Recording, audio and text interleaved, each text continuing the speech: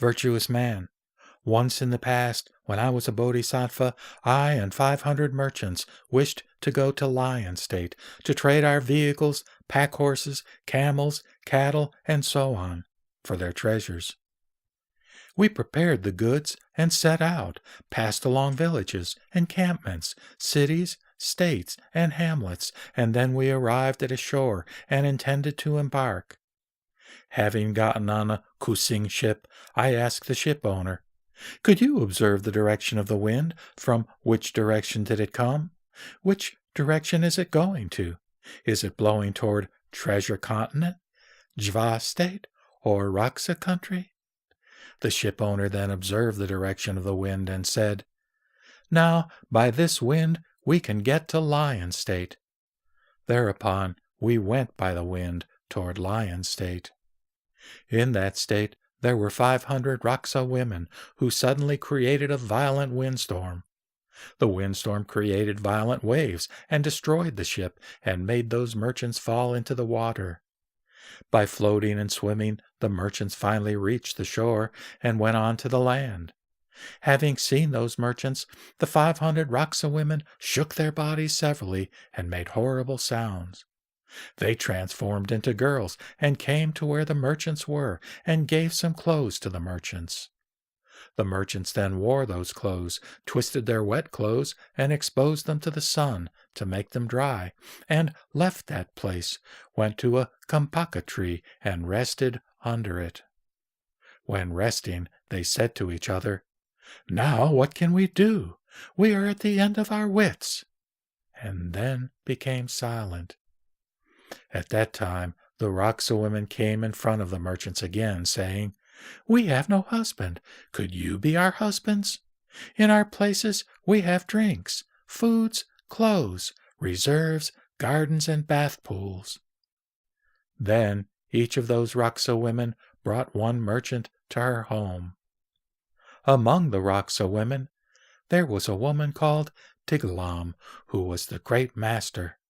She brought me to her home and offered me superior delicious drinks and foods. I ate my fill and became satisfied, feeling that I was as happy as when I was in human worlds. Having stayed in there for 42 days, suddenly I saw the Raksa Tigalam smiled agreeably. I then became suspicious of it, for I had never seen or heard that before. So, when the Raksa woman was smiling in such a manner, I asked, "Why are you now smiling like this?" The Raksa woman said, "The Lion State is the home of Raksa women. I am afraid that you will be killed." I asked, "Why do you know it?" The Raksa woman said, "Do not step into the way to the south, because there is an iron castle which has no door on anywhere of it. Inside there are innumerable merchants, many of whom have been eaten, with only the bones left. Now you see the living people, so you would not believe that. You may follow that way to there, then you will believe me." Thereafter I waited till the woman fell asleep. At the midnight I went to the south with a moonlight sword holding in my hand. When I got to the iron castle, I walked around it and looked about, but could not find any door or window. Beside that iron castle there was a kampaka tree. I climbed up the tree and called out loudly. The merchants in the iron castle then replied to me, "Worthy great merchant master, do you know that we are imprisoned in this iron castle by the Raksa women? They eat 100 of us every day." And then they stated the past things in detail. Having heard that, I went down from the kampaka tree, followed the original way, and quickly went back to the Raksa woman's home. The woman asked me, "Worthy great merchant master, have you seen the iron castle that I mentioned? You should tell me honestly now." I said, "I have seen it," and went on to ask the woman, "By what means can I leave this place?" The Raksa woman then told me, "There is a great means which can make you gain peace and rest, bring you out from this lion state to return to the southern continent, Jambudvipa." Hearing that, I asked that woman again, "How can I leave this state?" The Raksa Tigalam told me. "There is a holy horse king who can save and ferry all sentient beings." Afterwards, I caught an opportunity and went to where the holy horse king was. At that time he was eating white medicine herbs. After eating, he rolled on the gold-sanded ground, and then stood up, shook the hair on his body, and said, "Who wishes to get to the other shore?" He repeated 3 times and went on, "Anyone who wishes to go should say it himself." Then I said to the holy horse king, "Now I wish to go there." Having said that, I returned to the Raksa woman's home and went to sleep. Then, when the Raksa woman awakened from her sleep, she became regretful and asked me, "Merchant Master, why is your body so cold?" I knew that she did not want me to go. Thus I said to the woman with an excuse, "Just now I have been out of the city for a while and then returned. Therefore my body is cold." The woman then said to me, "Sleep then." I slept until the sun rose and then called the merchants together. "Now it is the time to go out of this city." Then the merchants all went out of the city, got together at a place to rest, and said to each other, "Now in the midst of us, whose wife loves him most? What did he see, and how are things going?" Thereupon someone in the crowd said, "She offers superior delicious drinks and foods to me." Some other said, "She offers various clothes to me." Some other said, "She offers heavenly crowns, ear ornaments, and clothes to me." Some other said, "I gain nothing but dissatisfaction." Some other said, "She offers me various fragrances of dragon, musk, and sandalwood." After the merchants had said that, I told them, "You are now in trouble and should seek for liberation. How come you be attached to the Raksa women?" Having heard that, the merchants were frightened. They asked, "Great Merchant Master, is it true?" I then told them, "This lion state is the home of Raksa women. They are not human beings, but Raksa women," and swore, "The Buddhas, the Dharmas, and the Sanghas can know that they are Raksa women." The merchants then said to me, "By which means can we be free from this misfortune?" I told them, "In this lion state there is a holy horse king who can save all sentient beings. Once, when he had eaten great white medicine herbs, rolled on the gold sanded ground, and then stood up, shook his body, and said 3 times, 'Who wishes to get to the other shore?' Then I had told the horse king that I wished to get to the other shore. The merchants asked again, 'So at which day should we go?' I told them, 3 days later we must go. We should prepare materials and foodstuffs." And after the conversation, we went back to the city and returned severally to the Raksa women's homes. When the woman saw that I had returned, she inquired after me, "Are you tired now?" I asked the Raksa woman, "I have not seen your joyful gardens and bath pools. Do they really exist?" The Raksa woman told me, "Great Merchant Master, there are various joyful gardens and bath pools in this lion state." I said to her, "Then please prepare some materials and foodstuffs for me.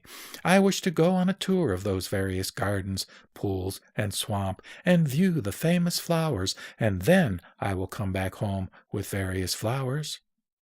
The Raksa woman then said to me, "Great Merchant Master, I will prepare materials and foodstuffs for you." If the Raksa woman knows my stratagem, she will surely kill me. Thinking of this, I kept silence. Then the Raksa woman prepared some fine drinks and foods and asked me to eat. After eating, I sighed. The woman asked, "Great Merchant Master, why did you sigh like that?" I then told the woman, "I was originally a people of southern continent Jambudvipa. I miss my homeland." The woman said to me, "Great Merchant Master, do not miss your homeland. In this lion state There are various foods, drinks, clothes, reserves, various joyful gardens and bath pools. You enjoy myriads of happiness here. How come you miss the southern continent Jambudvipa?" I then kept silence. In the second day, the woman had prepared drinks, foods, and materials for me. The other merchants had also prepared their materials and foodstuffs, and were waiting for the third day. At the third day, when the sun just rose, we all left the city. Outside the city, we discussed together. Now we should leave quickly, and should not look back on the lion state. After these words, the merchants and I ran quickly toward where the holy Horse King was. Having reached there, we saw that the Horse King was eating the herbs. After the eating, he arose, shook the hair on his body, and at that time all the ground of Lion State became quaky. The Horse King asked 3 times, "Now, who wish to go to the other shore?" The merchants said, "We now wish to go to the other shore." The holy Horse King shook his body and said, "You should all go forth. Do not look back on the lion state." After the holy Horse King had said that, I climbed onto the Horse King first, and then the 500 merchants also climbed onto the horse. At that time, the Raksa women in Lion State suddenly heard that the merchants had left. They made heartbroken sounds and ran out to pursue. Crying out sorrowfully, they went after the merchants. Having heard the sound, the merchants looked back and then fell off unconsciously. Their bodies fell into the water, and then the Raksa got them and ate the fleshes of their bodies. Thereupon, only one person, myself, went on, going toward southern continent Jambudvipa. When the holy Horse King reached the other shore, I got off from him, circumambulated the holy Horse King 3 times, and left. Then I found the road to my original home, and walked on, and finally arrived at my home. When my parents saw that I was returned, they hugged me delightedly, and then wept sorrowfully. Because of this, my parents' eyes, which had become dim because they had been weeping constantly with tears for me, were recovered and became as bright as before. At that time, when both the parents and the son were together, I told them in detail the past hard things that I had undergone. After hearing that, my parents said to me, "You can save your life and come back safely today. It really comforts us, so we are no longer worried. We do not need the treasures that you earned. Since we know that we are old and weak now, we need you to support us with hand, to help us in and out. We are going to die, and you will be the host, and will send off and bury our bodies." The parents of my past lifetime had said those words to comfort me. Eliminate obstructions. At that time when I was a merchant master, I had undergone such dangerous and worrying things. The Buddha told Eliminate Obstructions Bodhisattva. The holy Horse King at that time was Avalokitesvara Bodhisattva Mahasattva indeed, who had saved me from the danger and the fear of death. Eliminate obstructions.